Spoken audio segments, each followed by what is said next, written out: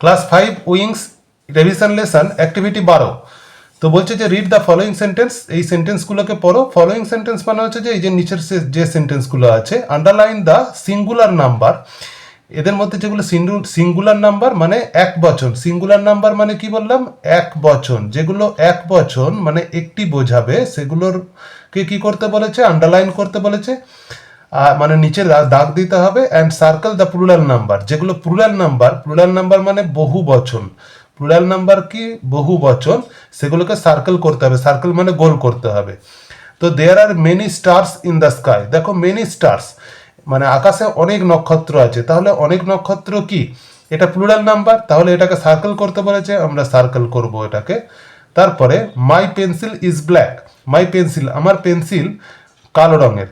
তো পেন্সিল এখানেতে singular number, কারণ এস যুক্ত নেই দেখো, তাহলে এটাকে আমরা কি করব, সিঙ্গুলারগুলোকে করতে বলেছে, আন্ডারলাইন করতে বলেছে, তারা আন্ডারলাইন করব।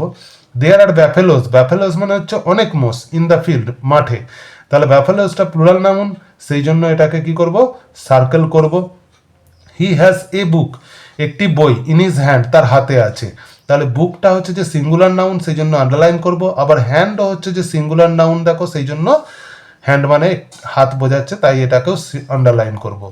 Babies cry when they are hungry, বাচ্চারা কাঁদে যখন তারা ক্ষুধার্ত থাকে।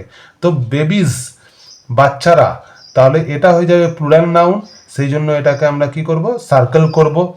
লাস্টে এস বা ইএস বা আইইএস, দেখবে শেষে যদি নাউনের শেষে যদি এস থাকে, ইএস থাকে, আইইএস থাকে, তাহলে জানবে সেগুলো প্লুরাল নাউন, এগুলো থাকলে কি বুঝবো, সেগুলো প্লুরাল নাউন বলবো আমরা, প্লুরালে আছে, প্লুরাল নাম্বার।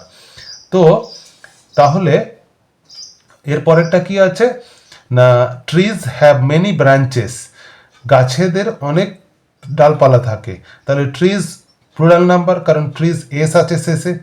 আচ্ছা ব্রাঞ্চেস, দেখো ব্রাঞ্চেস মানে হচ্ছে ডালপালা, তাহলে ব্রাঞ্চেসের শেষে দেখো ইএস আছে, তাহলে এটাও plural number. A fox, Fox মানে একটি শিয়াল, তাহলে ফক্সটা হয়ে যাবে সিঙ্গুলার নাউন, সেই জন্য এটাকে আমরা আন্ডারলাইন করব। আবার এ হেন, হ্যাঁ হেনটাও হয়ে যাবে সিঙ্গুলার নাউন, কারণ হেন মানে মুরগি।